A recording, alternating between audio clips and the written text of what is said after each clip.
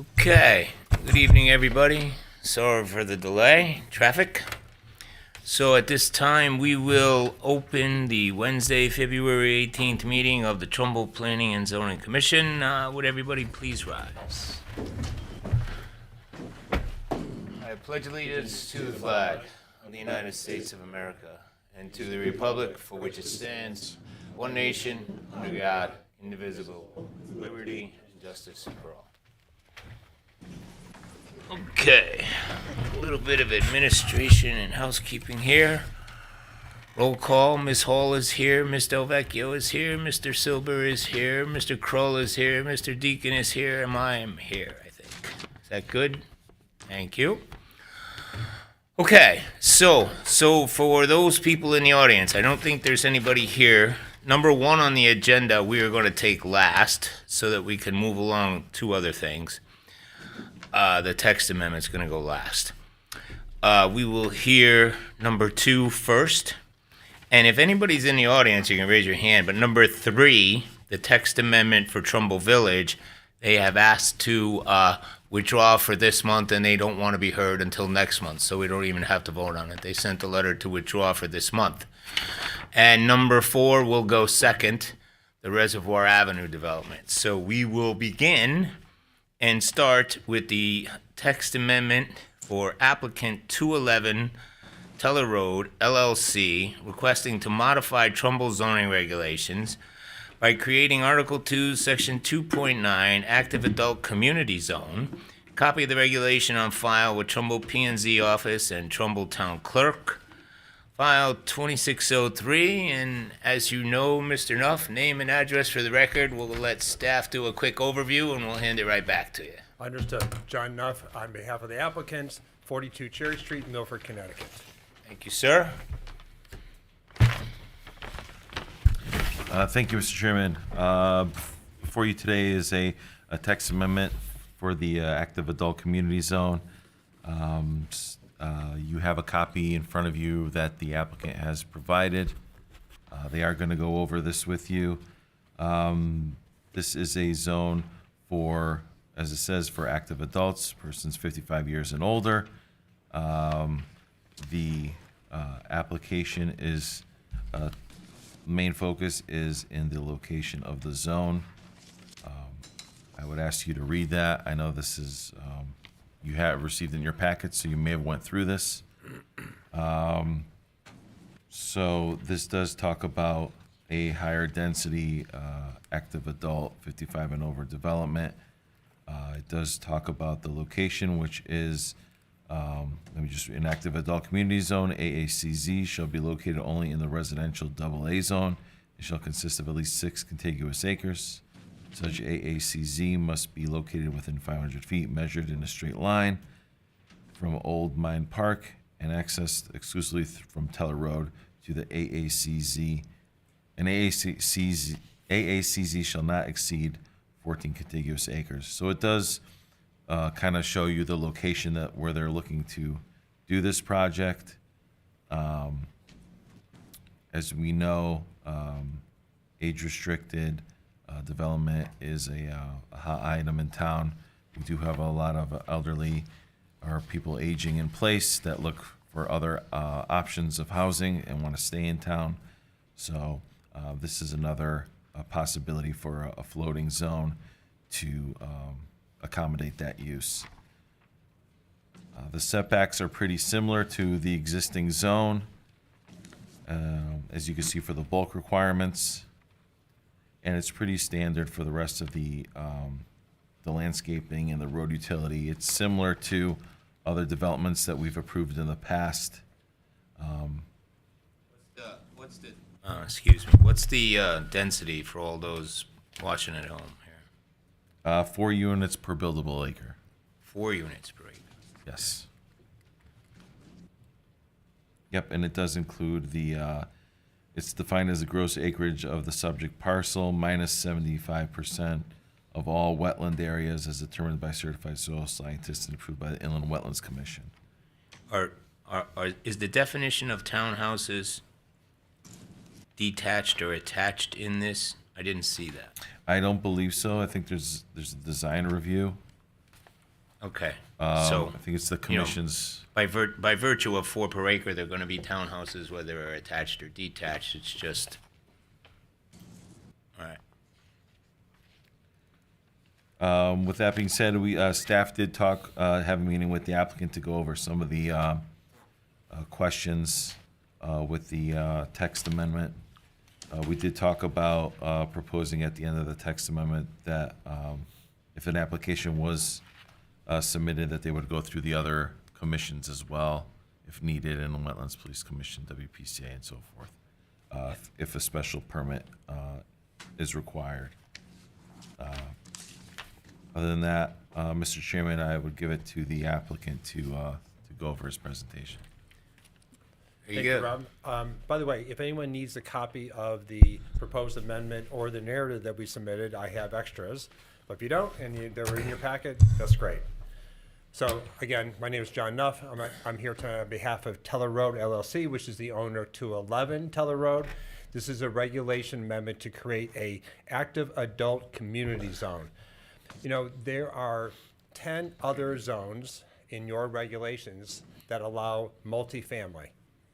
And interestingly, this is, I believe, is the only one that's going to be age restricted and limited to for sale.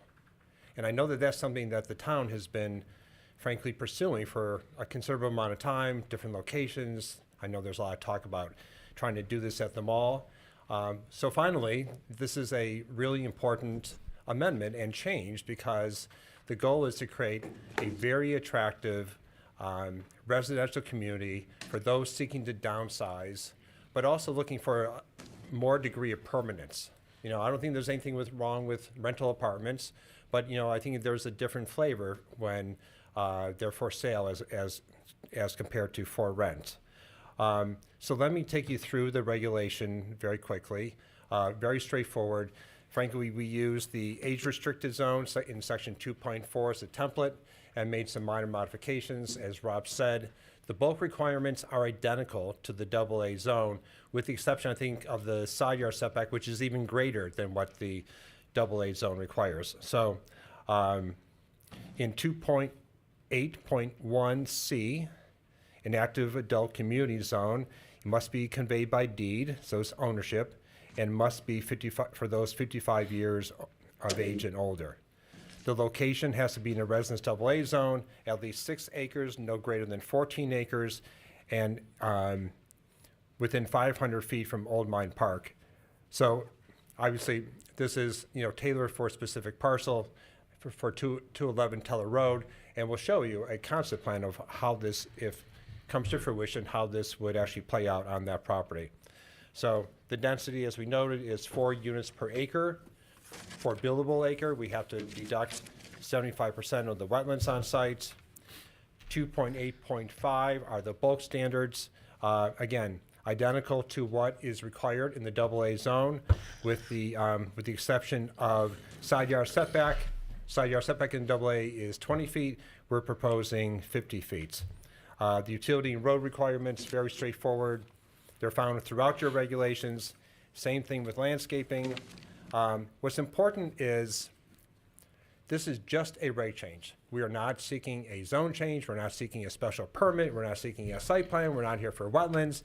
This is just to create the envelope. And so therefore, in 2.8.10 is the process by which we would have to go through for you to go have another legislative act where you have complete discretion, where we have to show you all the things that we articulate there.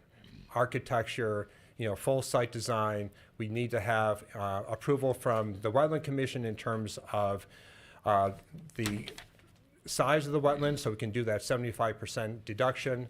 Rob had noted that, you know, other regulations or other zones have a requirement that you get approval from WPCA and the Police Commission and wetlands. And my response is, well, we're required to do that anyway. So there was a desire to add that somewhere in this regulation. We have no objection because it's inherent in your process anyway. And the only thing that we do here is we require all before planning and zoning. some towns, you can get to planning and zoning before you have all the other boxes checked. No, understood. I mean, so if there was a desire to add that to this regulation, we certainly have no objection, but we'd be doing that anyway. In a perfect world, your client has no objections to adding the special permit language too, correct? Correct, yes. So, why don't we show you, because 1,000 words or so, and maybe I'm gonna ask Jason to help me here. And we can also hand these out.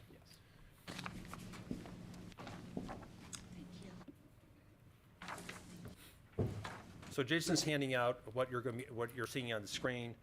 This is the Trumbull zoning map. Thank you. And the property that is outlined in red is 211 Teller Road. It consists of slightly less than 14 acres. And what's important to note is that we abut industrial property. The residential properties to our south are very large, and the property that we directly abut is mostly forested and undeveloped because the homes are located further away out on the cul-de-sac. There's one single-family home to our north, but we are largely surrounded by industrial use and very sparse residential. And obviously, Old Mine Park is nearby as well. And here's the same image, but without the aerial. This is a concept of what could be developed on the site with this regulation. You'll see that there are 1, 2, 3, 4 parcels. There's an existing single-family home. Let me see where I can, whoops. Okay. If you can see So- if you can see lot 3, that's an existing single-family home, which I- will remain. I want to jump into reality for Yeah, a second, right? sure. So, we all know, just for everybody at home and everybody here, that this would be a town-wide language, correct? Correct. And we all know that when everybody comes with that, there is generally specific intent for an area, and we appreciate that you're able to do this. So, this is not a plan right now for us to scrutinize for approval. It's just a hypothetical for us to understand where we could possibly end up if this language goes forward. And Absolutely. I enjoy seeing that you have the attached town hall type here. That's something that the town doesn't have and would embrace much more than what's, Understood. been on other agenda items. All right, so you can see that there are a total of 1, 2, 3, 4 parcels, plus the existing single-family home, which is the 5th. That's sort of a grayed out, that's lot 3. But all this complies with the 4 units per acre. We could have a separate lot up along Teller Road where there'd be 4 units. A little further back, there'd be 3 units. There'd be 1 single unit further to the south, that's lot 4, and then a number of units, further back.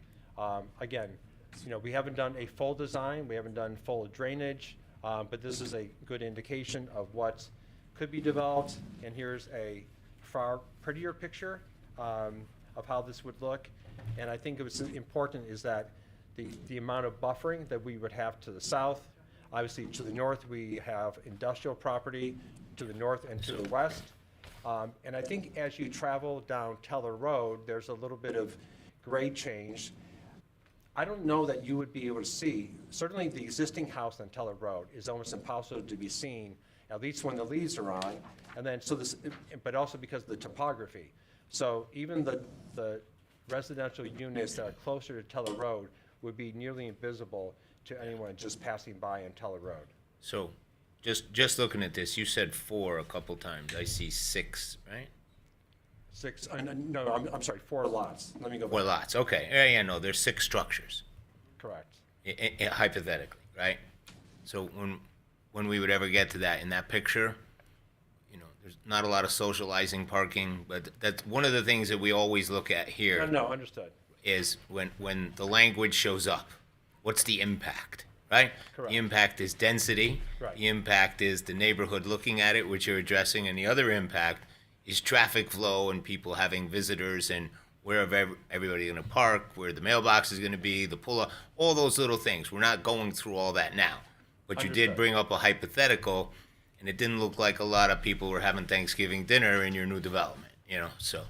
Understood. And I do think that even though it would be hard to see it, when you see the rendering of what it would look like, or, a presidential image, I think you'll be very happy about that as well. Okay. And I understand the idea about parking and parties and Thanksgiving and family gatherings, but what's good is that any impact, and that we don't think there will be an impact, but any impact would be limited to, frankly, this parcel. I mean, no one's gonna be parking on Teller Road to go to a party that's further down. There's plenty of on-street parking in this, but again, not part of this application. Right. So let me go to the rendering, a little bit better representation of how this would lay out. And I think our last one is, so this is not our elevation, but this is an indication of what it is that, something similar to what we would like to construct. We know from being before this commission for many, many years, there is a preference for colonial traditional design. That's precisely what we're doing here. Obviously peaked roofs, very attractive, some columns, a variety of materials on the exterior. So it'd be a really lovely community where people can age in place and, be with those who are in a similar demographic. So we have submitted a narrative talking about consistency with the comprehensive plan and the POCD.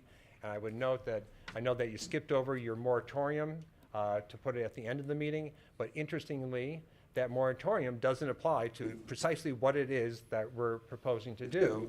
And so I think that alone indicates that we are meeting an identified need for the town. Okay. Is that it? You like brief, how do I do? I think you've been here before. My day started at 4 o'clock. All right, so I'm gonna go around the commissioners one at a time. Let's start on the left side with Mr. Crow. You have any questions for the applicant on his intended language? No questions on the intended language. The general concept seems desirable. Do we know now how many 55-plus housing units we have already in Trumbull, or that have been We could get approved? We could get that.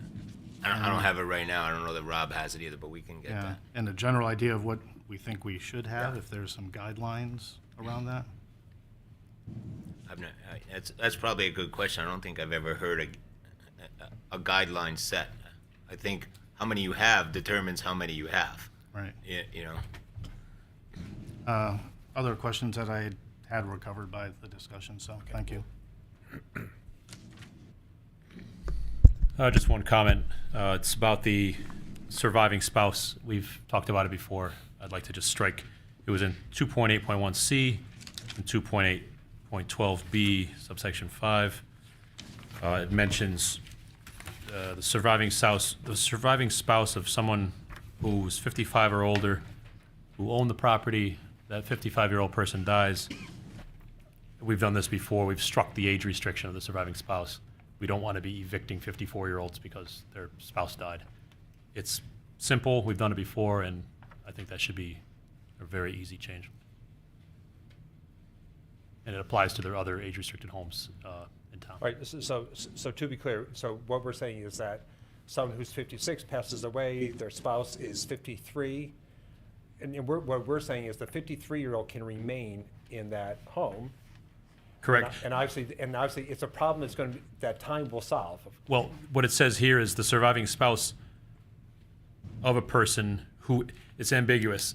It's unclear if you're saying the surviving spouse of a person who's 55 or the surviving spouse of a person who is 55. I'm assuming you're meaning the right. You get where I'm going with this. Okay, Let's just fix that, and then Okay. the rest I'm good with. Okay, we're saying the same thing, thank you. Okay. The surviving spouse, if under 55. Yes. It's that simple. Correct. Okay. Anything else? Rich? No, I'm all set. Mr. Silber? Yeah, thank you very much, Mr. Chairman. Just a couple of questions. How many acres is this site? It's 13 point, just shy of 14. So what would the total number, with considering 4 per acre? And whatever, I mean, there is wetland there. What's your estimate on the number of units that can actually be built there? What's our total? 19 on the left. 19 units on the left, on lot number 5. There's 4 closer to Teller Road, 3 on lot 2, and then 1 on the south. And that total is? 27, and then, We weren't doing math. We were expecting a number. 27. It's late. huh? I believe it's 27. Okay, then thank you.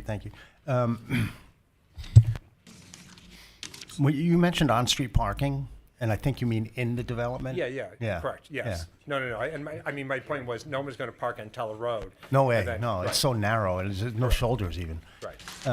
Thank you. Are there other sites in the AA zone where this could be done? No.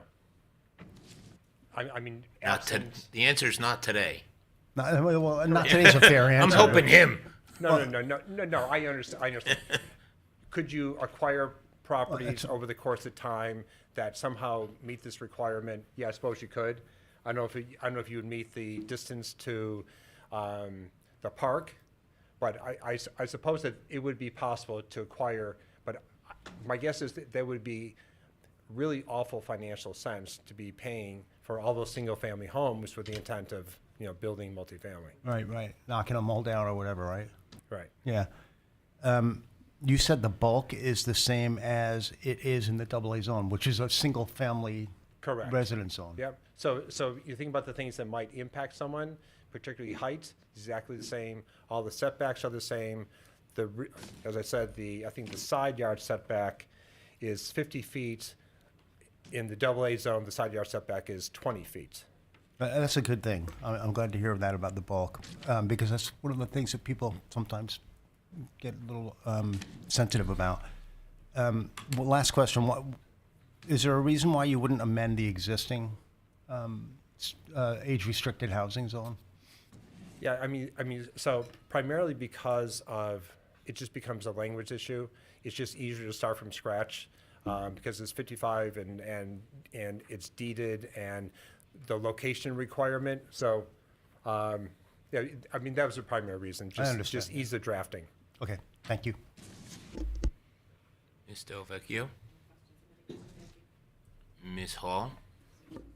All set? Mr. Deacon? Just one other note. Looking at lots 1 and 2, considering lot 2 is, and again, I know this is not the official application, but the lot 2 building is only 11 feet from the wetland. There is a lot of area in lot 1 that's currently between lots 1 and 2 that you could easily rotate and move those 3 properties significantly farther from the wetlands and still maintain the same amount of properties. It may be something to consider to avoid unnecessary wetlands entanglements, because 11 is pretty close, and you could certainly get it 50, 60 feet away and have the same amount of. You're talking about a lot line revision at the same time. Yeah, well, this is a Right, text amendment, so it Right, really right, wouldn't right, apply yeah. now. So, yeah, but that would be an issue for the Wetlands Commission with the 100-foot upland review barrier. So they would have an issue with that, but that would be for an actual application. Right, it just should be considered now, because anything 11 feet from a wetland is going to raise a lot of red flags down the road. Okay. Thank you. Listen, we're happy to hear. I know Mr. Deacon's been on the Wetland Commission for many years. We're happy to hear input. Great. All right, so this time I'm going to ask the public, if there's anybody here from the public to speak for or against, come on up, state your name and address for the record, and let's hear what you have. Yeah. Hello, I'm Dan Portadova. At the microphone. There you go. Hello, I'm Dan Portadova, and I live at 95 Teller Road. My wife's here, and my neighbor at 86 Teller Road is also. The only thing, if I may ask John, that's the house presently that's a residence constructed, right? Yeah, if you could you got to direct I'm questions sorry. this way, and then we'll try and get them answered. I apologize, It's, Mr. Chairman. it's usually not a Q&A, it's more of a comment, and we'll get All right. feedback, but So the only thing I'm concerned is, I'm not concerned, because I like the plan. If the single-family house is up and it's in existence, if that house was ever torn down, what happens then? Will be able to come in, they will be able to come in and put further units in? if they purchased it, the answer would probably be yes. Okay, all right, okay. And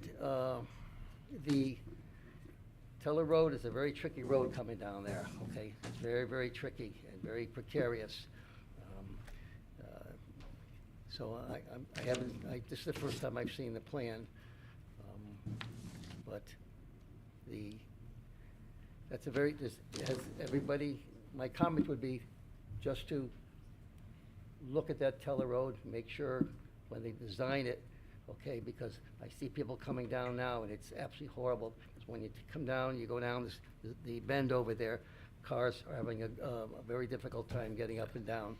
Any future development, the entrance, exit, I know. roadway, and how wide it's gonna be and what the area of view is gonna be part of a future application. That is absolutely something that I understand. Yeah. But after speaking to a couple people and speaking to John, I like the plan. Thank you. I like the plan. I don't know what my wife likes and everybody, the neighbors like, but it's a very well-done plan. Thank you. Mr. Chairman, quick observation. Fred, thank you. Yeah, I mean, just two things. The buildings are very attractive, so it would be nice to be able to see them. And, you know, I know that street so well, and, I mean, live near it. And Attorney Nuff, you can look down into that, property. So you can actually see that property. Right, as you come down Teller Road. Yeah. Right, yeah, gotcha. But as you're in front of the property, it's very difficult to see that one single-family home. Yeah, that's yeah, there. yeah. Thank you. Let me just clarify. I want to make sure I understand what you said.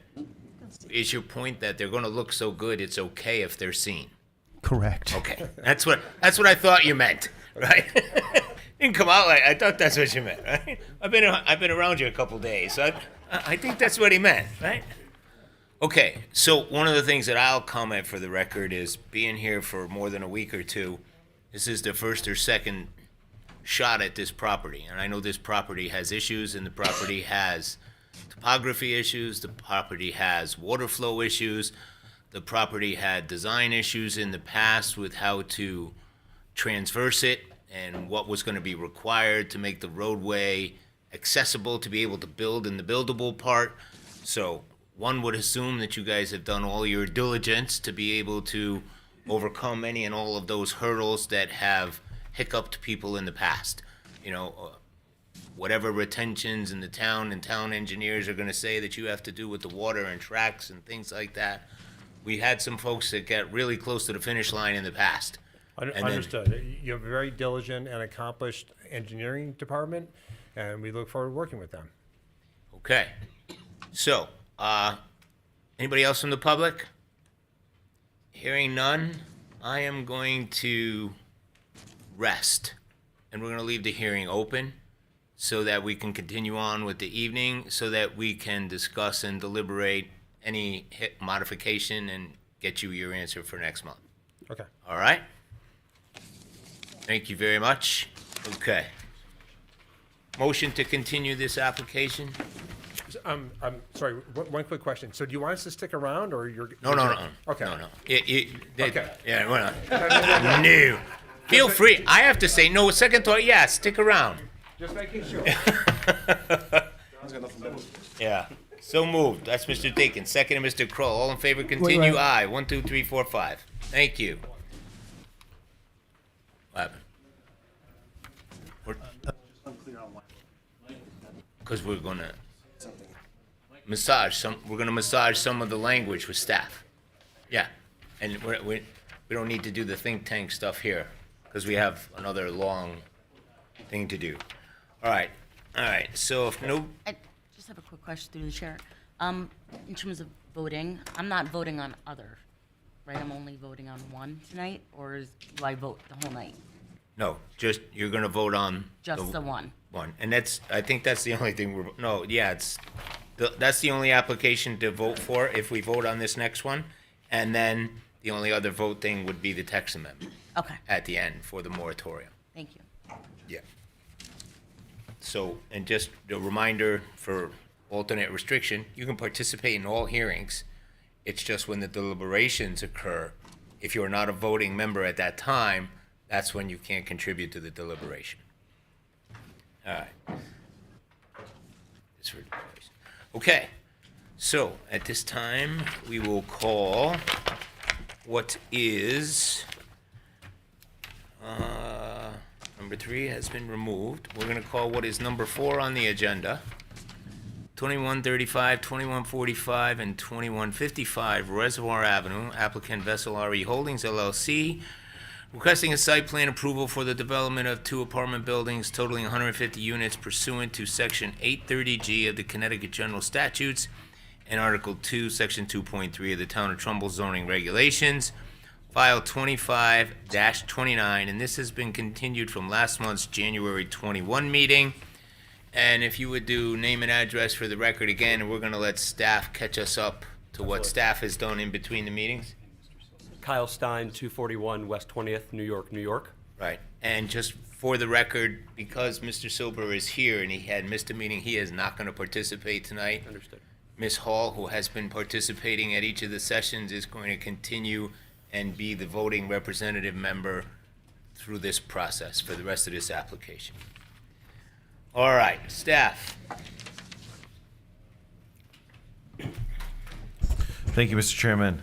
So, since the last meeting, we've received a lot of information, and we've been emailing, sending it hard copies and emailing it to staff, to the commissioners, so that everybody would be up to speed on the information at hand of what's going on with the project.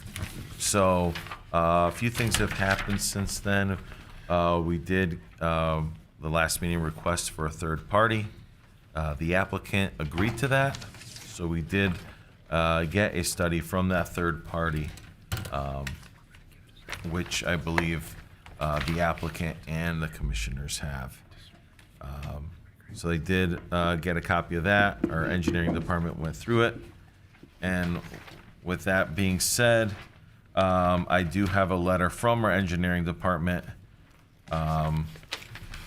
concerning the project as well too, about what their status is. So this is from Tatiana Solove, our assistant town engineer. She said, I spoke with a project manager yesterday, which this email is dated 2/18. The drainage plans are conceptual and are an important over the original, or an improvement, I'm sorry, over the original proposal. The final drainage design has not yet been completed, as better weather conditions are needed to perform additional test pits and finalize the size and location of the infrastructure. Once this is completed, we'll be able to review the final design. Whether engineering sign off is a condition of approval is up to the commission to decide. So she's saying that due to weather conditions, she's not ready to give a final say, but if you do, you have the authority to condition engineering approval after, if you do move forward with this application. I did talk to our fire marshal, who did review the plans, the revised plans as well too. She is okay with the loading zones and everything that was done, so she's okay with the changes. She's satisfied with the changes that were made with that project. So another one of the hanging items that we do have is still WPCA approval. We still do not have WPCA approval. The meeting is, I think, following week after this week. So there is really no, answer to be had. With the revisions made, they did reduce the building height on the first building from, I think, 5 stories to 4.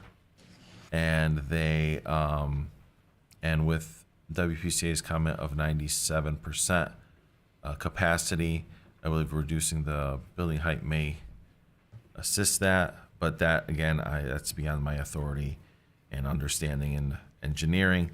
So we have been talking with the applicant.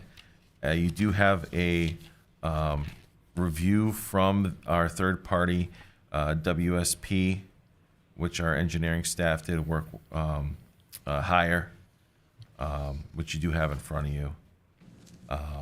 That being said, I did have just a few comments for the applicant, nothing really high level, but just to discuss with them too concerning the project, and with staff and with the commission here too. So we know that this is an A30G application, so we know that they, in their right, don't have to comply with our zoning regulations. So I just want you to know the certain things that they don't comply with that we may want to discuss or just keep in the back of your mind.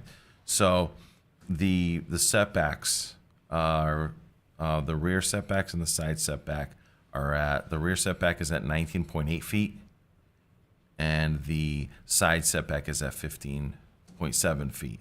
And if you look at the site plan, you'll see at the 15.7 feet, the 5-foot high building in the back is going to cast a shadow over the property of the neighbor's property. And if you look at that property, there's a greenhouse right there. So I don't think they're going to be growing anything for a couple of months. You meant 5-story, not 5-story, yes. I'm sorry, 5-story. So, you know, that's something to think about. The greenhouse is at 1300 Old Town Road. Some of the other comments that I had was, you know, I would like to put a condition for the tree planting to discuss more mature trees in the area, along the buffering, along all the perimeters, especially around the residential sides, bike rack, and that the equipment on the roof, since this is a flat roof, we've really got to make sure that there's screening for the equipment on the roof as well too. Also that the sidewalks on the property connect. You know, those buildings are pretty far apart, so there should be connection and ADA accessibility between those buildings as well too. So crosswalks and sidewalks, connecting them to the proposed sidewalk along Reservoir Avenue. And I know there is, our fire marshal did ask for a condition that, I know there's nowhere on site for snow storage, so some type of a condition that they have to remove the snow off-site. They can't store it on-site because there's really no grass area there. So that's coming from our fire marshal. You know, it's at 178 parking spaces, 136 apartments around there, right? So there is extra parking spaces, but those should be cleared during winter storms and such. They shouldn't be just stockpiled with snow. Other than that, The applicant's reduction was from what to what again? it was from 150 to 136. Yes. And that was just for the front building. Just for the front building. Just the building closest to the road, yes. And that took a floor off. Yes, All right. Is that you good? yes. Okay. So it's up to you to. Absolutely. Good evening, Chair and members of the Commission. Thank you for your time tonight. Yesterday, we submitted a supplemental memorandum confirming that all open questions have been addressed and that the record is complete. I'll briefly summarize. Since filing on November 13th, we received unanimous Police Commission approval. We submitted a service strain analysis confirming no deficiencies or adverse impacts from the proposed unit mix. We completed environmental due diligence, and both our environmental engineer, who's here tonight, and the Commission's third-party consultant concluded that nothing about the site renders it unsafe for multifamily development, presuming generally accepted procedures are followed. We've provided the Commission with confirmation that the building will be comprised of dwelling units with full kitchens, and that the exterior corridor system will be constructed in full compliance with all applicable code requirements. We responded to all engineering comments with revised plans, most recently on February 13th, and yesterday, the Assistant Town Engineer confirmed her comments have been conceptually addressed and remaining calculations can be handled through standard conditions of approval. Regarding WPCA, we understand a final determination has not yet been issued. While often treated as a prerequisite as a matter of local practice, Connecticut law does not require WPCA approval before this commission may act. Both our engineer and the town engineer have concluded the system can accommodate peak flow under conservative assumptions, and we know of no reason WPCA approval would not be forthcoming. We have also listened to the commission closely regarding design feedback, and in a collaborative spirit, we would agree to the following modifications as a condition of approval. I'll pull these up.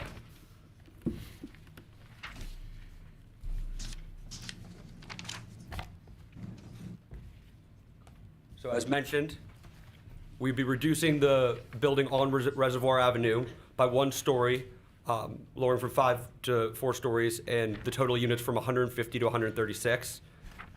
As you'll also see, we'd be revising the exterior facade to a brown wood look finish. And also, as the town planner mentioned, we'd be installing a sidewalk along Reservoir Avenue. With all questions addressed, no unanswered technical issues remaining, and no health or safety concerns identified that rise to the statutory standard under Connecticut Statute 830G, we respectfully request that the commission render a favorable decision this evening. I'll hand it over to Jay Saltis, our environmental engineer, who's with us tonight. Thank you.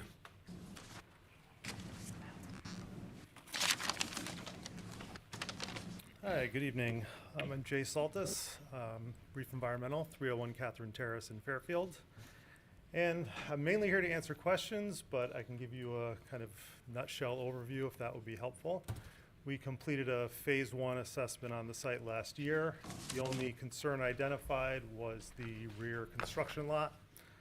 We completed a phase 2 subsurface investigation, which consisted of 12 soil samples and 2 temporary monitoring wells. We did have some low-level detections of petroleum hydrocarbons in soil, some very low-level volatiles, primarily like gasoline-related volatiles in groundwater in one of the monitoring wells. Everything was well below the Connecticut criteria, and our recommendations, which were agreed upon with WSP by the independent review, the third-party review, were that there's additional work that can be done. We did recommend there is surficial soil staining around concrete forms. It was form oil that's used to release the concrete, apparently. We've been told it was vegetable oil based. Who knows? It doesn't look good. It was always planned on being removed from the site. The plan is to complete post-remediation confirmation sampling, lab analyses, and meet the Connecticut residential criteria, ultimately. Okay. Thank you. Go ahead, Rob. Do you know, I don't know, just ballpark, how much of that soil would have to be removed off-site?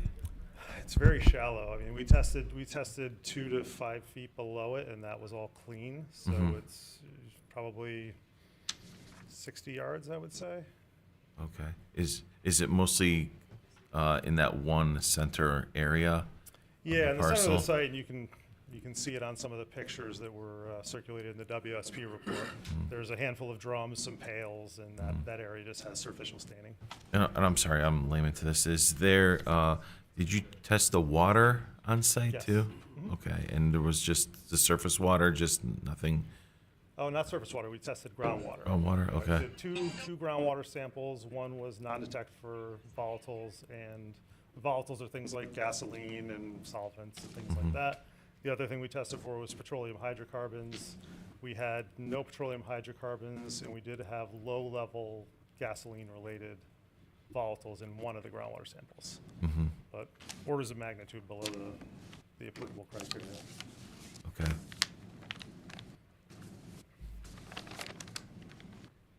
So they would have to come up with, if they did get an approval, come up with a plan of how much, they would have to go back there again, figure out exactly what has to be Exactly, removed. Right. This was kind of preliminary Yeah. to just make sure the project was viable. Okay, and it was only on certain sites, right? It was just, was it 14 sites, 14?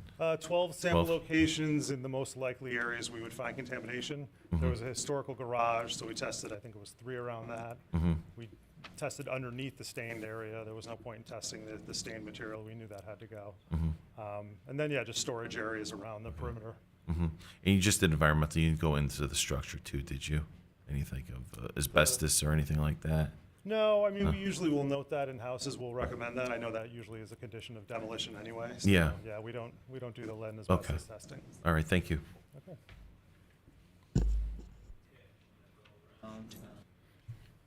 You all set?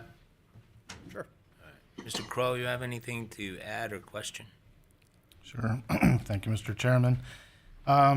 So the third-party follow-ups, I guess I'm just confused. There were requests to do some follow-ups. We don't have to do that ahead of approving this? Yeah, there are some questions in the third-party review that are still open. The applicant is presenting that they have met what they need to meet versus the open questions in the third-party report. All right.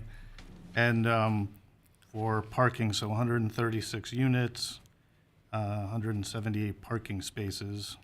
Would we not normally do like 1.5 spaces per unit? That would be 204. So I guess the concern would be if there's not enough parking, people can't really park on Reservoir Avenue, right? So where would overflow parking go? That's, I can. that's a design question, yeah. I'm dirt and water. Especially if you lose spaces to snow somehow. For the record, Luke Morrow, professional engineer, state of Connecticut, with Solely Engineering, office at 501 Main Street in Monroe, Connecticut. Yeah, so and I just did the calcs. So we're increasing from a ratio of about 1.19 spaces per unit to 1.28 spaces per unit with the reduction from 150 to 136 units. It does meet the requirements for the 830G code, which is one space for each bedroom, essentially. And these are very small, 500 square foot units. They're not really meant for entertaining.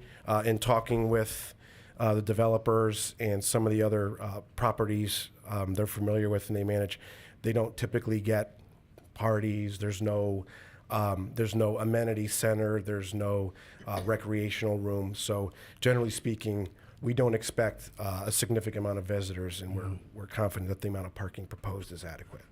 All right, thank you. Yep. That's all, Mr. Chairman, thank you. Couple points. First of all, it mentions on the map right in the middle that there's 24 compact parking spaces. I don't remember if we've ever approved compact spaces or. Yeah, we've done that in the past. Okay. When there's a large number of spaces, there have been different applicants like Madison Avenue, Lower Madison Avenue development there. Okay. They met their number with a couple compact cars on the side of the building there. Yeah. So, what to Mr. Kroll's point, there's no magic chart that they have for every development. Every developer comes in and they use the grand parking scheme according to the parking engineers of the world, and they come in, they present that, and they say it meets it. You know, everybody can say you should park the mall for Christmas Eve in the old days, but then the rest of the year it's 3/4 empty, right? So it's what's the palatable requirement, and they come in with their averages, and they come in with their other developments that say there's no issues in the other developments, and staff checks, and if it works, it works. That's kind of the overview there. Okay, thank you. Just one other question. It's the very last part of the WSP report. What's today? February 18th. It says, if the investigations detailed in this report were completed after March 1st, then due to new release-based cleanup regulations, the results would have triggered requirements for additional investigations to characterize the nature and extent of the impacts. So I'm curious if there is some result that may or may not have been able to get around these new regulations because they haven't taken effect for another 11 days. Should we not still be concerned that there's something there that, you know, let's think fourth dimensionally here. In 11 days, there's going to be a problem there, but right now, apparently, there's not. So what are these apparent details that would have triggered the requirement, and why aren't you considering fixing them? We are. Easy answer. Yes, we anticipate that when we do the additional sampling, we will go into the RBCR program. And it's so new that I can't even tell you what that's going to, I mean, I know what it's going to look like having done this for 20-something years, but it's brand new. We're still doing online training for it, but it's going to be similar to what we have now, where we delineate if we find a problem, we delineate it, we confirm that whatever is above criteria, we do something about, be that soil or groundwater, and then we demonstrate compliance to DEP ultimately. And they're the final arbiter on this. All right, thank you. Okay, Ms. Hall, did you want to say something? No, go ahead. We can take all Ms. questions Hall? and answer at the end. Just two general questions. Yeah. Quick ones. How many of the buildings are in use right now? You have? There is one in New London, right? And is Cheshire? Soon to be, another So the one in Cheshire, there, one in Trenton, New Jersey. Okay, and then when was it first opened? New London's been open for about a year. For over a year? And Cheshire will be the building construction's finished, it's just finishing touches. Okay, Yep. thank you. Ms. Delvecchio? Thank you, Mr. Chairman. So I have just a question about the reduction in units. What of the 14 units that were taken off, what was the makeup of those? So what is the new makeup now? Three two-bedrooms will be removed, and 11 single beds will be removed. So the new count would be, it would be, if there was 14, there was 28 two-bedroom units, now there will be 25 two-bedroom units, and then 136 minus 25, so 111 single-bedroom units. And I know there's, trying to remember where I saw this. There was, with the, and I don't pretend to be an engineer, and 97% of the sewer usage and all of that, but there was, there was somewhere in these you cited, based on experience of existing properties, and there's not a lot of history there. So I think obviously this is more of an engineering question, but something that raised my mind that just is a concern for me as far as the capacity. And the other thing is, I was going to bring up the March 1st deadline too, but there's a lot of uncertainties in the WSP report that are just a little concerning of when you get to page 3, the data gaps, and all the things listed there. So, I know you say you're going to clean it up, but there's just a lot there to look at and not really know the true answers is a concern for me. I can, Yeah. and I'll pass it to Jay for Yeah. a second, but I think just, at a broad level, I don't think we can get, first, in order to get demo permits, we have to show that everything is going to be clean and carted off-site and disposed of wherever properly needs to be. So there's a level of review, and I'll pass it to you to make sure I'm not misspeaking. And then there's also, and then also, so for building permit and the environmental permits, and then DEEP is involved as well. So there's local oversight, and there's also statewide oversight. Hopefully that makes everyone more comfortable that, somebody with a truck isn't just coming and taking this and kind of making this, because that's not how, right? It probably worked that way 50 years ago, but that's not how it works anymore, right? But I will let you elaborate on what I said. And if you could just tell me on this site plan, where was most of the contamination? I'm having a hard time visualizing in my head. Sure. Was it, if you could just cover that as well. And if you want to show, let's see, it's up on the screen, Jay. I Oh, don't- we have that in there? Yeah, Site plan? I Okay. have in black and white. You can see this is the old building here, so might be able to use, this is the guide, the survey. Got it, okay. So there's the two residential structures up front, and then there's the larger building in the back. Okay.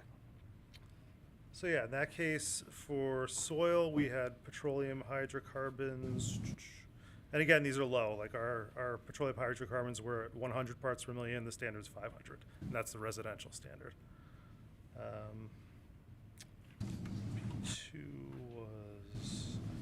B2 should be like down in this area. There was a former garage structure, and we did 3 soil borings around that to test, because that's an obvious place they would be using petroleum and other automotive-related fluids. And then the other area was B12, which is kind of up on the property boundary up here. They had some empty oil tanks that were being stored up in that area. And that we had 330 parts per million. Again, the standard's 500. And to address your question earlier about, what WSP brought up, it's really all about timing, because what we do is it's an iterative process. So we do a phase 2, and that's kind of pass or fail. Do we have something here? Okay, great. After that, that's when we do a phase 3, and we'll kind of define it in 3 dimensions, because these sample points are all just 2-dimensional points. So we do our phase 3, and that defines our remediation if needed. And really, the whole idea is, are you at the tip of the iceberg? That's the phase 2 tells you, okay, we've got something, but we don't know, if that's the start of it, the end of it, whatever. So it's really, our phase two was more of just a preliminary look at the site to see if it was viable for this project. And then one thing Kyle wanted me to mention too, I guess my resume isn't part of the package, but I'm a Connecticut licensed environmental professional. Been doing this for, I think, over 25 years at this point.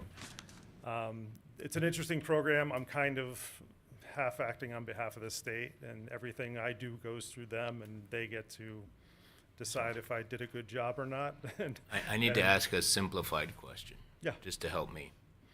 So when you test for things that shouldn't be there, that's a phase one.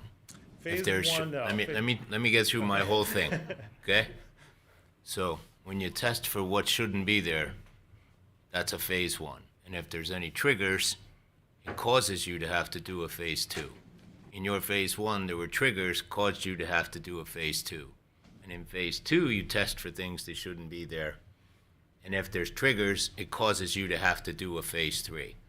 Yes, It it's happened in separate. phase two, and you now have to do a phase three, which isn't done yet. Right, with one caveat here. The phase one is non-invasive. That's just looking at a property and saying, okay, is there a potential Right. for contamination? But correct me if I'm wrong, non-invasives, where there's no issues, it comes back zero and you don't have to do a Well, phase no, two. there's no testing at all in a phase one. Phase one is taking pictures of the site, tracing the history. So like when we did the phase one, we included all the houses in front, and we ruled out any issues. There's no underground tanks or things like that. And residences are obviously pretty simple from my perspective. Right, yeah. But- So there was a trigger to cause the testing in Right, phase you two. can have a phase one that says no further action in the end, and that's the end of the process. Phase two is when we sample. Right, and that causes phase three, that's, Exactly. in your mind, TBD. And 99% of the time, if we test, we find something. So that's Great. That's just Okay. reality. All right, you good, Karen? All right. So if you guys have anything else, I'll just ask. I don't know if the public, is anybody here from the public to speak for or against, or? I did want to address a few items, and I'm not. I thought we had pointed it out to Megan Murphy, the fire marshal, but we are showing a snow. And I'll try to zoom in here. Oh, thanks. We are showing a snow storage area. We arbitrarily picked this portion of the site along the curb line because it would be easy to push the snow over there, but there are other landscaped areas on the site that could also accommodate snow storage. So there is a snow storage area to find, but there are other areas along the southern part of the site as well. Just for clarification, I'm guessing she probably just didn't notice that we had placed it on there. We did add fire lanes along the side of each building. I'm sorry, Mr. Morrow. Yeah. So the snow shelf is the bold dashed area, right? Yes, correct. Yep. And there's also space just to the east of the building in the rear as well for Okay, snow because storage. that looks pretty tight for all that parking lot there. Okay. Well, and if the larger storm comes Well, depending along- on the storm, yeah. Yeah, if we get a 2 feet of snow, then obviously it's going to have to be, removed off site at the cost of the developer. We kind of showed in red here what some of our changes were, but just to run through with everybody, we did show fire lanes. There's a fire lane shown on the left side of the right building and on the right side of the left building, which she wanted just to make sure that there was a clear path in case there was an emergency, the fire truck can get in there. We did show 2 loading areas adjacent to each building so that she can be sure if a FedEx truck or a box truck came, it wouldn't block the loading zones. It would be out of the way of a traversable path for a large truck to get onto the site. And then just high level, you could see that red triangular area at the top. That's where we are relocating our detention ponds based on the correspondence with Tatiana. So they were closer to the road on the east side of the property. Tatiana wanted us to move them more centrally. I've combined 2 ponds into one to a larger pond, and we're centrally located in the middle of the property. For what it's worth, as Robin mentioned, I did talk to her yesterday. We can't provide the final design calculations because we have to go do some test pits. Can't do test pits because there's still a foot of snow on the ground. And that would just, would result in some minor tweaks based, maybe this pond gets a little bit bigger, maybe the outlet control structure needs to be raised a foot or two, but generally speaking, the design will work. It's just those nitty gritty points that have to be kind of ironed out once we can get out there, once the ground thaws. So a little bit. no more passive green space. We do. So we still have passive green space on the front of the property now.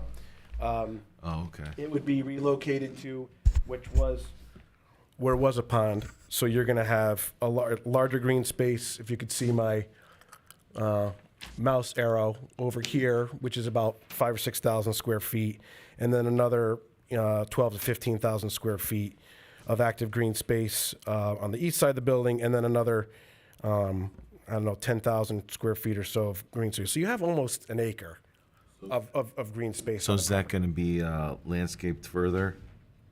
We're just proposing lawn at this point, Lawn with just some street trees, and then buffering along the north side of the property. Okay.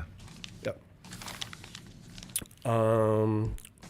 What else did I want to mention? Oh, I know there was a comment made about a school bus. I don't believe school buses are allowed to go on to private property.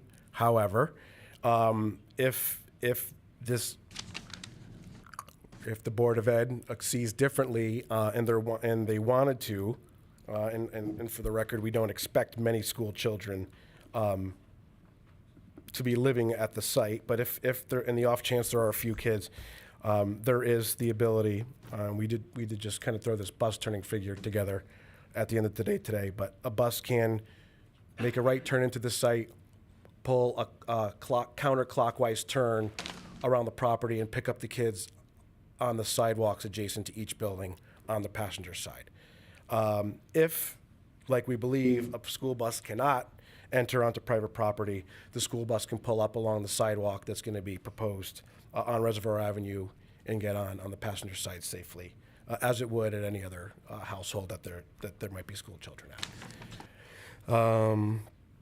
So I think that generally addresses all the comments. Rob, I believe you had made a comment about potentially a sidewalk connection. I think as a condition of approval, we are agreeable to provide a sidewalk connection along the perimeter of the parking lot to connect those two buildings together.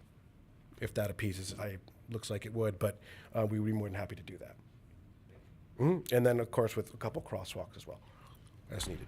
I just had a question too Yeah. about security on site. Do you guys have any? Are you guys planning on putting cameras or anything to that degree? I knew some. They normally have a security camera system. Yeah. Yeah. And Vessel isn't. Vessel's going to sell the property to a company. They don't hold, right? I think that's to be determined. To be determined. Yes. Okay. Could be either way. But you would pass this along. Vessel doesn't maintain the property after it's built, right? They hire a company to. To be determined. Oh, to be determined. Okay. Have you done that in the past with other projects? Maintain the property. Vessel operates their property currently in New London. Okay. Okay. Thinking of nearby properties, is there a security blockhouse like Avalon has? No, not. There is no security block. You mean like gated Like a access or something like that? You know, some type of shack. No, there's not. Okay. No. Thank you. Which I think would be atypical. And Avalon down the street has it. That's why I inquire. All right. You also had mentioned the greenhouse. I did. I just took a quick look at where shadows fall based on the most up-to-date aerial on Google Earth. It looks like the shadows are actually cast to the north side of the building. I looked at, I think 10 Trumbull around the corner, and it looks like X shadows cast, obviously generally east to west as the sun rises and sets, but I think generally speaking, the shadow, and obviously it depends on the time of year, but it looks like that greenhouse is about 50 feet away, give or take. So I don't think there would be much of an impact in terms of a shadow, at least from what I can gander from looking at Google Earth while we were sitting here. So, but they were noticed, and no one, except for the first night, I believe one member of the public had some traffic questions, but for what it's worth, no one from the public has come up and spoken opposition. Sure. Just for cleanliness for yourself. I think you were called up. I'm not sure whether you introduced yourself, name and address for the record. I did initially, You but did? I can, Oh, yeah, I okay. can again. No, if as you long want. as you did it, Yep, that's yep. All right. So I think that addresses the few comments that Rob had brought up Okay. as well. I think we're all set, Rob? I said bike rack too, but that's a little level. That's I think we have. They were on there. Yeah, we have bike. This little guy, it's really grainy, but there's a I bike s- rack. There's is one there? here, and I see yeah, there is. There's one on each. Oh, jeez. Yeah, I see a mailbox and it was, there was mailboxes requested as well. That's young staff engineers, guys. I'm sorry, I don't know what to tell you. they'd be more bike friendly, I thought. But yes, they are. There are bike racks shown. All right, thank you. Yes, you're welcome. One at each building. We're all set? Anything else before you guys close?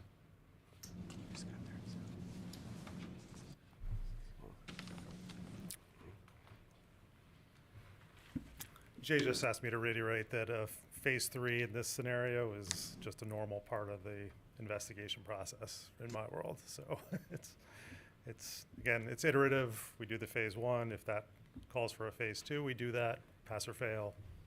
Phase 3. Right. Got it. Thank you. I guess one more closing thought, because it's still a lingering issue. In regards to the WPCA approval, I guess, I don't want to put words in anyone's mouth, but I think, I don't know if there's a thought or an inclination that there's a capacity issue within Reservoir Road, right? Where there were calculations submitted, and I've done my calculations. We're kind of going back and forth on what the flow from the site should be based off of industry standards, X, Y, Z. And not to get into the nitty gritty of it, but there is a solution if there is a capacity issue that we can't agree upon with WPCA. One, Let's. Well, I'm just- slow down for a second. Yep. Slow down for a second. I just want to pretend I'm following you here for a Go minute. ahead. You just said there's no issue and you want to go into it, and now you're saying if there is an issue, I have a solution. So which one is I'm it? saying I don't personally believe there's an issue. However, there is not a pump station related issue where the effluent from our property can't be dealt with the pump that is on Reservoir Avenue. There is a segment of pipe that may or may not need to be upgraded based on the calculations. What segment is that? There's a segment between our property and the underpass by 15 on Reservoir Avenue. I think it's about 700 linear feet. So there's an option, if WPCA accepts it, for us to put on-site holding tanks, discharge overnight when everyone isn't flushing their toilets and taking showers. That, in theory, makes the capacity issue go away. Something they're not familiar with, but that's something we're going to present to them. That, one, would take care of a perceived capacity issue, at least in my mind. Two, if they're not agreeable to that, there is also potential, if needed, if we can't come to an agreement, that the pipe could be upgraded to provide additional capacity for a couple segments that are about 700 feet long. So while we don't have an approval, I just want everyone to be aware there is a way to solve this issue, and there's not a pump station issue. There's a small segment that may need to be adjusted or replaced. So I you know already said you had to move ponds and you had to move some things already. So now you might have to put retention ponds in there possibly that aren't on this drawing. not a retention pond. It would be an underground storage tank for And just they're for not, sewer They're effluent. not part of the plan as it's presented here, right? Not now, because I don't believe they're required. But we don't know. Correct. That would be up to the discretion of WPCA. Okay. So I know that hinges on potential of closing the hearing tonight, but for what it's worth, in my mind, there is a solution. It's just a matter of coming to an agreement with WPCA on that solution. Right. So. Okay. Yeah. Just one other note. It does appear that there is a proximity to high-tension power lines. I'm assuming you've applied for your waiver from Eversource? The property lines are off the power lines are off the property. So As far as I'm aware, I don't believe any special permitting is required, but if there is, they're gonna have to review our electrical service. It's actually, I think it's UI here. But they've actually already reviewed our service and provided us a will serve letter that they have capacity in the area, so they're aware of the project and they haven't brought anything. Well, this wouldn't be just for the ordinary utility. I'm referring to just to the north of the property, there's power towers. UI has seen my full set of plans, and they've issued a will serve letter, and they've not brought up any issue in their mind with the high tension power line. So as far as I'm aware, in coordinating with UI, I don't believe there's any special permits or anything required. Okay, thank you. That's all. Okay, you guys good? All right, nobody else from the public needs to speak for or against, right? Okay. Huh? That's what I was saying. All right, so there is nobody here. Anybody's last chance? Okay. I will take a motion to close the hearing. Mr. Deacon, is there a second? Mr. Kroll, all in favor? Aye. 1, 2, 3, 4, 5. Okay, so it's 9 o'clock. Yeah, we're gonna take 5 minutes, and we'll be right back.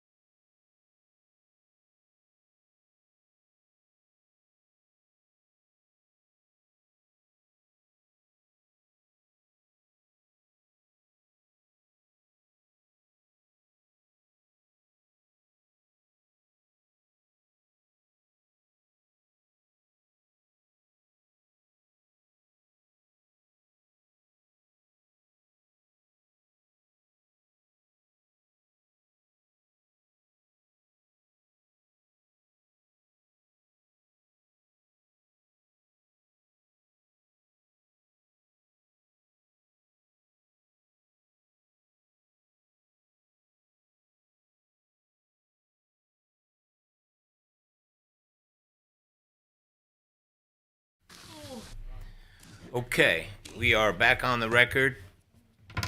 The hearing was officially closed, and we are now in the deliberation for file 2529. Mr. Cordone would like to open the preface for us here. Sure, just a reminder to the commission that this is an application pursuant to Connecticut General Statutes 830G, which is regarding affordable housing. The commission has the ability to approve the application with modifications, or to deny the application. If you deny the application, the law states that the commission has the burden to prove that, based on the record, that your reasons for denial are based on substantial public interest in such things as health, safety, and similar matters, and that those interests outweigh the need for affordable housing. So that is the standard of review for tonight. Thank you, Mr. Chairman.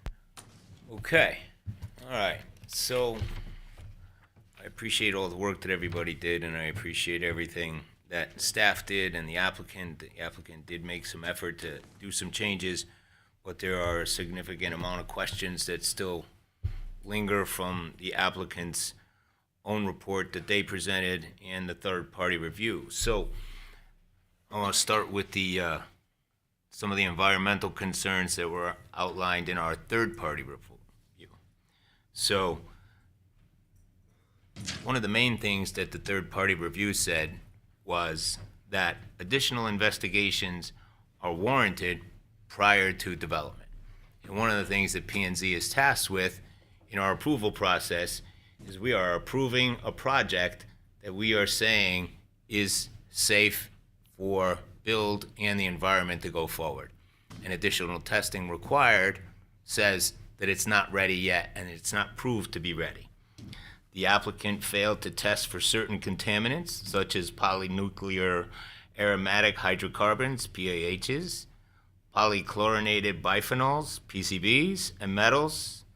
The applicant failed to take proper samples from the heavily stained soils, and releases to the soil were identified at 3 locations located on the southern and northern portions of the parcel. A release to groundwater was identified in the central portion of the site, and the additional investigations are warranted prior to the development of the parcel to determine the nature and the extent of the releases. One of the other major issues we have is the final drainage plan isn't here because it can't be completed, so we can't approve a plan if it's not presented and it doesn't exist.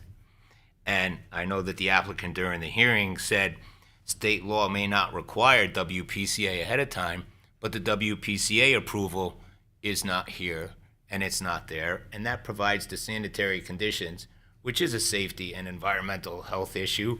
And as the applicant themselves said, there may or may not be issues that they may be able to overcome if the issues exist, and or major construction in the roadway that may or may not have to take place. So the PCA plan is far from approved or in place. So at this time, I'll go around. Mr. Deacon, do you have anything you want to add? Thank you, Mr. Chairman. Looking at the Phase 1 site assessment, this is from Reef Environmental.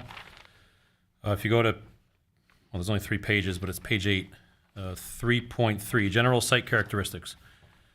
A small intermittent brook is located along the southern boundary of 2155 Reservoir Avenue. However, no mapped wetland areas are present on site. So an intermittent waterway is an inland wetlands regulated location. It's right here on the applicant's own assessment. So there's an intermittent brook on the property, according to them, and Okay. that's And there's something no that's wetland input. no. There's no wetlands approval. There's no wetlands application. Okay. Got it.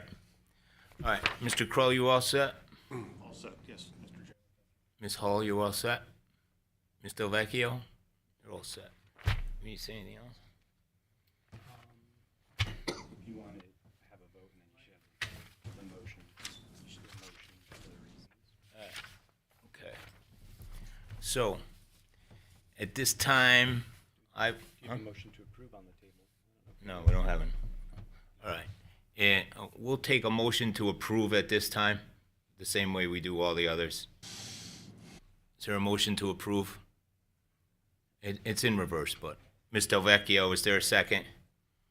Mr. Crow. Okay. Now, further deliberations. So one of the things that's come up in our discussions and in the presentations and some reasons for possible denial, there's a substantial public interest to protect the environment. Additional investigations are required prior to the development of the site to determine the nature and extent of the environmental contamination. There's a substantial public interest to have complete and final drainage plans. The town engineering review letter states that the plans submitted are only conceptual in nature. There's a substantial public interest to have WPCA approval for sanitary sewer connections. No approval exists at this time. And failure of the application to comply with the zoning regulations, Article 2, Section 2.3. This section requires WPCA approval prior to submitting the application to planning and zoning. And wetlands, the application should be reviewed and approved by the Wetlands Commission regarding the existence of the intermittent brook. So for those reasons, I will be voting to deny. And I don't know if there's any other further deliberations required. If there is, now's the time. If there isn't, hearing none, all in favor of approval of this application, say aye. All those in favor of denial of the application, say aye. 1, 2, 3, 4, 5. It's unanimous. Okay, thank you very much. We will move on to our next item. We have, was the original number 1 on the agenda. It is text amendment applicant, Town of Trumbull Planning and Zoning Department requesting to modify Trumbull zoning regulations by revising Article 16, moratorium on multifamily residential housing, to extend the prohibition of rental housing proposals greater than 50 units for another year. Copy of the regulation on file with Trumbull P&Z, Office of Town of Trumbull Clerk, 2602. All right, I'll take a motion. Oh, well, there's somebody here. Is there anybody here to speak for or against that application? There's nobody here in the room. Just for people at home, there's nobody in the room. Staff, you want to give a quick report? Yeah, just a quick review. Staff would appreciate the extension of the moratorium. We do have projects that have been approved that haven't been gone through the building process yet. So there is still time to review those numbers and those impacts to the town. So I think extending this moratorium is a smart move on the commission's behalf. We have Trumbull Center, we have the Gateway Commons on the Monroe-Trumbull line. So again, this has been a great tool for our community to, I don't want to say halt, but have a moment to think and address potential developments. So I would ask that this commission approve this moratorium again. Thank you. Right. And, for practically speaking, this is the protection at the floodgates, right? We all know we sometimes get applications for high-density housing anyway, either from an 830G or from an applicant that wants something in lieu of 830G. So, but at least this moratorium does prevent the automatic entitlement for somebody to come in and say, I want to do something over and above and beyond what you'd like. So it has proved successful for the past few years, so I do think it makes sense to go forward. Any comments? Mr. Silber, you are joining in on this one. Any comments at all? No? Mr. Vecchio? I just have a question. Because this wasn't started before I was here, where did the number 50 come from? What is that the magic number? Yeah. So that's Is that what staff recommends? I mean, I'm fine with it. I'm just asking. Yeah, the I think it question. was just a number that we all felt comfortable with from. right. Because there were probably, and I think there may have been a decade ago or however long it's been now, possible developments like high density could be defined as more than one, right? So what's the number more than one? If somebody came in with a strip mall by the, that's not what it's called anymore, but with a couple apartments on top, that could be called high density. So what's the magic number that was palatable? That's what was picked. Yeah, it's a good question. Okay. Yeah. Yes, so Mr. Chairman, the legal notice clearly states that we're renewing the moratorium for 1 year. There was a typo on the document posted that has it renewing to 2026, so I'd ask for a motion to modify the text that the moratorium expires on February 28th, 2027. Mr. Deacon just made that motion with his nod. Is there a second? Mr. Crow? Okay. All in favor of amending the motion? Aye. 1, 2, 3, 4, 5. The motion has been amended. Mr. Deacon? Is there any desire to alter that number 50 to a lower number? Not at this time. Okay. 917, not at this time. So, if it ever came up, just like we tell every other applicant, everything's addressed as it comes up. If there was a reason to, we certainly would. It's not that it's a no, but at this time, there is no need. Saying to a lower number. In the future, if it's needed. Oh, right. Okay. Yeah. I'm saying if it ever comes up, we address everything as it's in, if there's a need, right? If all of a sudden 10 people came in for 49 apartments, we might have to think about it, right? But that's not happening. Okay. All those in favor of voting on the amendment as it's been amended? Aye. 1, 2, 3, 4, 5. P&Z says that this text amendment complies with the comprehensive plan and the POCD and will have an effective date of February 25, 2026. Is there a planner's report? Mr. Chairman, in your packet, you do have the Connecticut Federation of Planning and Zoning Agencies quarterly. It does show us a few case studies that maybe you should just take a read. And that there's nothing to report as of right now. Great. Okay. Hearing no other business, I'll take a motion to close the meeting. Minutes? Oh, approval of last month's minutes for the January. Is there a motion? Read the minutes of January 21st and found them to be in their usual order and make a motion to approve. Is there a second? Mr. Crow, all in favor? Aye. 1, 2, 3, 4, 5. Mr. Silberix abstains because he wasn't here. You're welcome. It's 4-0. All right. Okay. Thank you, Abigail, for that closing point there. We're all good. Have a nice evening, everybody. Oh, nice. Now we can close. Motion to close. So moved and seconded. Mr. Crow, he's doing it all night. All in favor, aye? 1, 2, 3, 4, 5. Thank you.